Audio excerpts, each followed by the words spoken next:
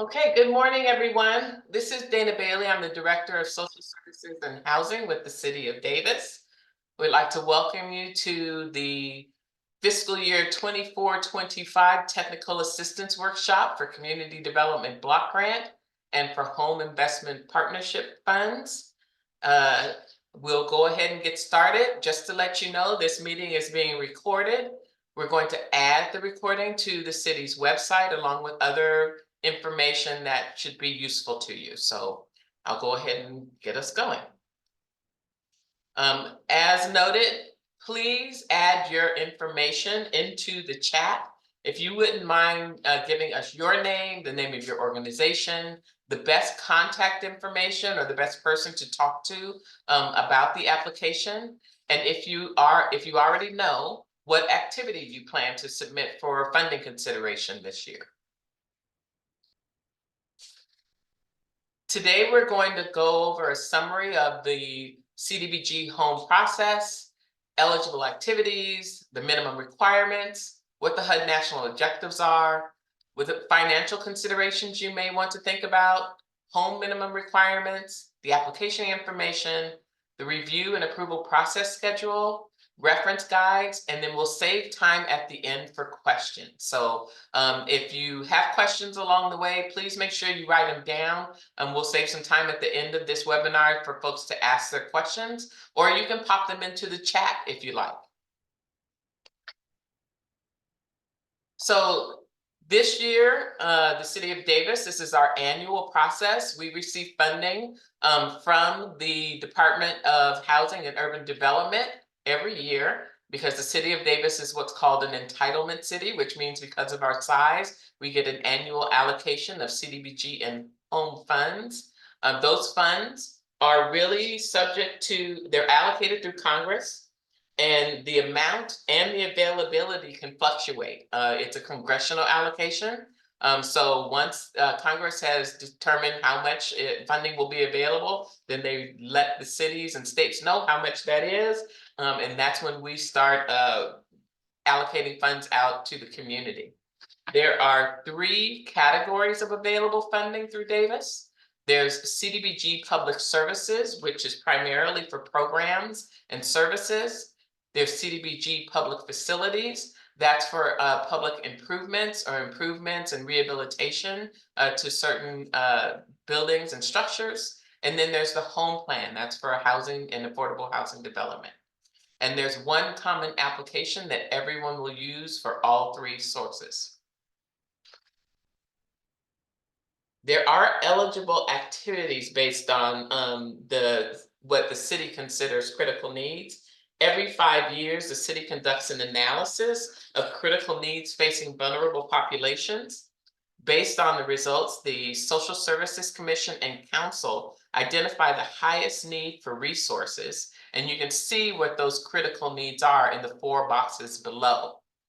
To address the need and to make sure that we're getting our allocations out to our community development block grant or CDBG programs, we have 2 sources of the types of community development block grant funds that are available. As I mentioned before, there's public services, which are services to individuals and families, and non-public services for construction or rehab. For general policy, the minimum request that agencies or your organization can make is $7,000. You must serve low-income residents, and applications must address the plan, how you're going to collaborate with other agencies, and there will be no award above your requested amount. There are preference points that are available specifically for services to acutely low or very low income people. If there's a unique niche that you plan to fill that you would address in your application, if you've got a process to remove barriers or address disparities, and then if there's a focus on prevention or early intervention activities.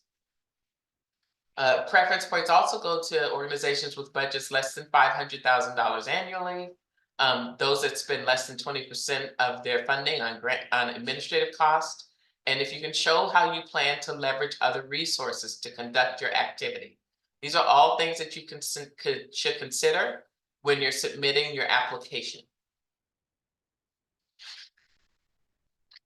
For CDBG, our minimum requirements are you must be a registered 501c3 organization.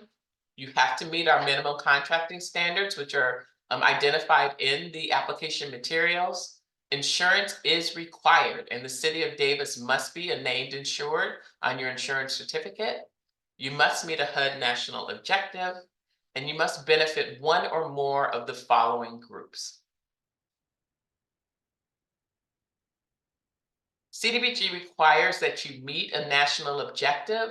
Those national objectives can be found on the HUD website and also in materials that we'll be distributing to you later. But here are the minimum standards for national objectives that you have to meet. Either you all must meet and serve a low to moderate income individuals, and either your program provides an area benefit, which means it's offered to all residents where at least 51% of the residents are low and moderate income, or you're serving a limited clientele. There are clients that are presumed eligible for benefits, and you can see that list here, or you can document that you'll be serving at least 51% low to moderate income individuals, or you're meeting your income eligibility requirements to meet the LMI income requirement. So if you're serving limited clientele folks or individuals, you'll have to document that in your materials and be able to speak to that in your scope of work. There are a number of financial considerations you may want to think about as you apply for federal funding. Again, the minimum request is $7,000. Program budgets must balance, and these are all reimbursements. So there are no disbursements. You don't receive the funding in advance to do your program.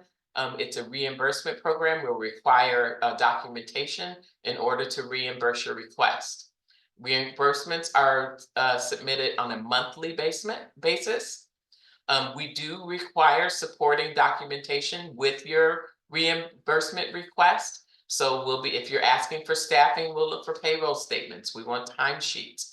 We will require receipts. So you'll need to submit that with each of your requests for reimbursement. And any items that you purchase must align with a delivered service. It can't be something that you're going to store in inventory for future use. These things are some of the things that you need to keep in mind, but you also need to consider your capacity to perform the work. Billing and reporting may often require additional staff time and agency capacity. And you need to think about whether or not the amount requested makes sense for the added cost of insurance, staff time required to meet monitoring requirements, and other impacts that your organization may have in order to provide the service that you're thinking about. There are home minimum requirements as well. If you're going to apply for home partnership investment funding, you will need to be a certified community housing development corporation or CHODO, or you must demonstrate that you've entered into a joint venture agreement with an experienced developer. CHODOs must demonstrate the capacity for each of the roles that they may play, either as an owner, a developer, or a sponsor. You must target extremely low to low income households, up to 60% of the median income. The project must have some reasonableness, and you'll have to make that case clearly in your application if you're considering funding for acquisition, construction, or operating costs. And the project must demonstrate readiness and sound underwriting. Even though home has a longer period for reimbursement, we are looking for projects that are essentially shovel ready. And by that, we mean the project is ready to at least get started within the next year or two. All applications must be submitted online, and you'll be submitting those applications to directly to me. We'll be cataloging them as they come in. Submissions will be accepted up until 4 o'clock on April the 26th. The maximum application length is 5 pages. And please don't include any marketing materials or presentation materials in the application. Stick to the items that are requested in the application. And you can see here are the various sections that are included in the application, and that will also be posted online and made available to everyone. We've made some minor changes to some of the evaluation criteria, but that will be included in the update that we'll post online, and we'll also make sure to send the updated application out to everyone in advance as well. So here's the process. When the applications come in on the 26th, staff will review them for completeness and make sure that everything that is required with the application is there and everyone has met the minimum requirements. If there are inconsistencies or if we have questions, we will reach out to you to give you an opportunity to make corrections. Once staff has done their review, the Social Services Commission will also be doing a review. They'll be doing the reviewing and ranking of applications and determining who they will move forward to council. Once they've determined their funding recommendations, those funding recommendations will move forward to City Council. City Council is the final say in funding awards. These are all recommendations to council. They award funding at their discretion based on the minimum requirements that we have, based on feedback from the Social Services Commission and staff, and then they go ahead and make their recommendation. And funding is available beginning July 1st. The funding period is July 1st, 2024 through June 30, 2025. As I just went over, here's the schedule for what's going to happen when. Again, we're asking that you submit your. It looks like I've got this backwards. I'm really sorry. The proposals are due on the 26th.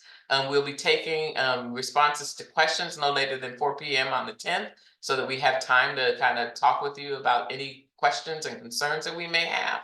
And then we'll be going to the Social Services Commission on the 20th of May and hoping to go to council on June the 18th for a final. We'll also be providing 2 reference guides for you. The first reference guide is directly from the Department of Housing and Urban Development. It's called Playing by the Rules. It gives you detailed information on how to administer federal grants, especially for the CDBG program. That's going to be posted to the website. And then we also have the City of Davis Program Service Guide that's more specific to what Davis's process is. It aligns completely with the Playing by the Rules, but it just kind of gives you some more insights into how we manage things here in Davis.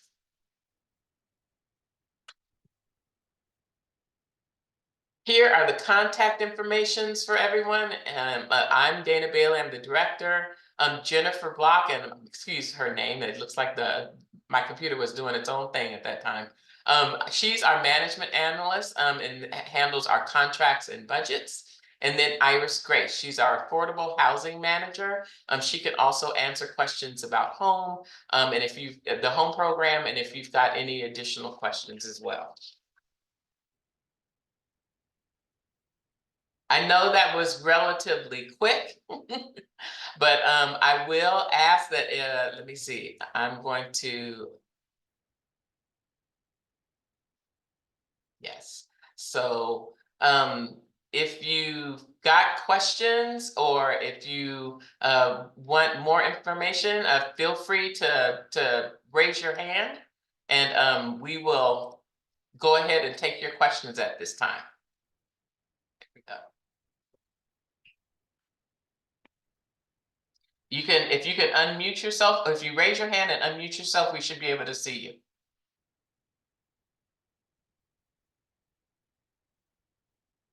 I see a question from Mr. Randolph. Go ahead and unmute.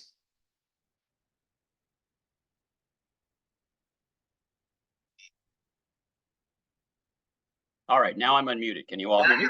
Unmuted. All right, thank you. Yeah, I'm representing Shelter Inc. We're in Contra Costa, Solano County, and Sacramento County. We're a homeless services provider, so we're basically trying to figure out if this is something that we can apply for, or be involved in. We provide. We don't have a shelter at all in Yolo County, but we do have prevention, rapid rehousing, wraparound services, permanent supportive housing, and all the other counties. And so I'm trying to understand if an activity like that would be applicable in here. And it looks like it could be under public services, possibly. And then you have another area called other eligible services. Mhm. And I don't know if it is applicable in there. So can you enlighten me just a bit? Sure. So, yes, you can apply under public services. If you're providing services to unhoused clients, you can apply under that umbrella, but your services have to serve Davis residents. Understood. So that's the primary, we need you to show how you'll be serving residents in Davis, what kind of presence you plan to have in Davis, and make the case for an organization that's outside of Yolo County, how Okay. they'll be able to provide services to Davis residents. Okay. Where would the where would the participants come from in Yolo County? Do you guys refer through a coordinated entry system? There is a coordinated entry system, but that's what we would be asking your organization to identify where you would be, how you would be identifying clients, and how specifically you'll be identifying Davis residents, how you'll be providing outreach, how Okay. you'll be guiding them to your programming, and that's what we'd be looking for as a part of your application. All right. I appreciate that. I think our senior team looked at the your RFP yesterday. We had some additional questions. One of the areas, I'm trying to get down to it, I think it's past the application here. I'm going through my screens. I think you call it your critical needs screen, which might be page 24. And that's where we thought we might fall under public service funds, because I see homeless services for shelter housing counseling, housing first programs, that type of stuff shows up in there. Yes. And if we go down a little further to your non-public service funds, which I think is that the 50% funding category you might be referring to? The non-public services funding is primarily for construction and rehabilitation projects, or Okay. projects that improve accessibility, ADA accessibility for clients. Okay. So that's what the non-public services category is for. All right. But I do see a category under there called rental subsidies. And I was wondering if you could clarify what that might mean. You have things called target individuals, use rental subsidies, improve accessibility. Mhm. And I would say that would primarily be considered under either a public service or potentially under a home program. Okay. That's where you would be, that's where you would have to, in the application, explain how you would provide a rental subsidy, how you would provide it, again, specifically in Davis. It really will depend on your organization to clarify how it's going to serve those Davis Mhm. residents, what you'll use to identify them, and Okay. how you'll be providing that direct outreach to them, and then where you'll be providing the services. All right. Referring people, where you'll be referring them. All right. So if we do that type of activity, like we do a program called prevention, where we pay, possibly back rent or utilities to keep Mhm. people from being evicted. And Mhm. we were kind of see if that might be part of this. That would be public services. Okay. That's still public services. Okay. Yes. All right. I appreciate the clarification. I will turn off my mic and back down a bit. Thank you. All right, no problem. And you're always welcome. If you have more questions, you're always welcome to send them through directly to me. We're going to be posting all questions to the website as well. So if you think of some things, once this is over, feel free to forward them. All of this information should be available online tomorrow. So we're trying to collect as many questions as possible so everybody gets the same information at the same time. Are there any other questions?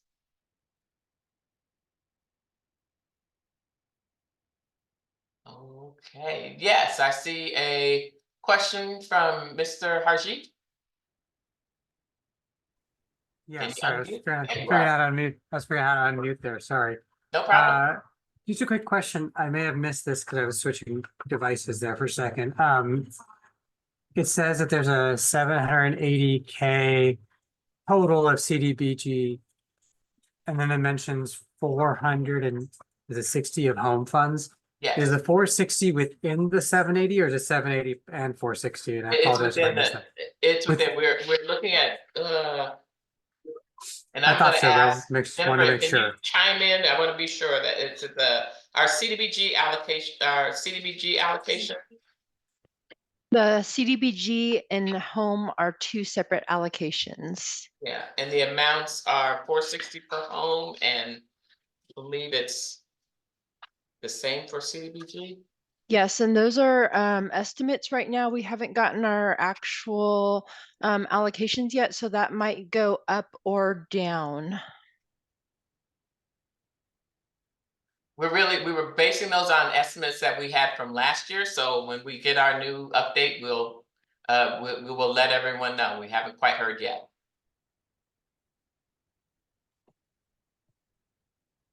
Did that answer your question? Do you have more?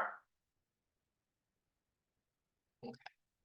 All right. I see Joy, you have a question. Let me hold on a second. I'm gonna go ahead and see if I can find you. There you are.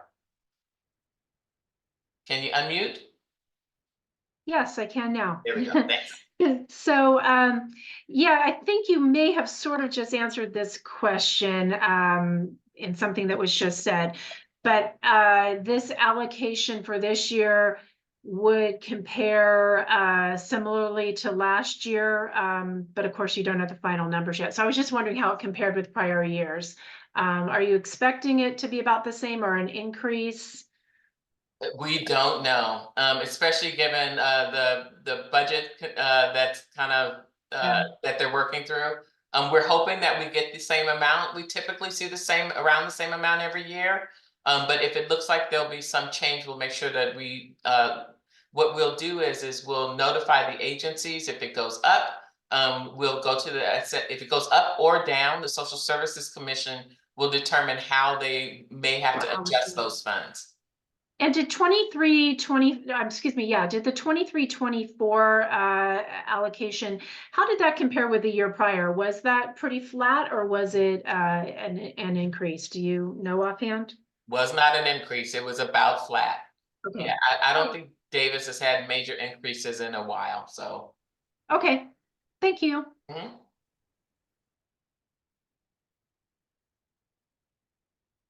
Any other questions? Ooh, sorry, don't mean to make everyone dizzy. Again, this is our contact information. When you've completed your application, please send it to my email address. Once I receive it, I'll send you a confirmation of receipt. Our deadline for receipt is 4 p.m. That gives us a chance to kind of tally everything up. So please make sure that you've got your application in by 4 p.m. on the 26th, and we'll send you we'll date stamp it and make sure that you're aware of when it came through.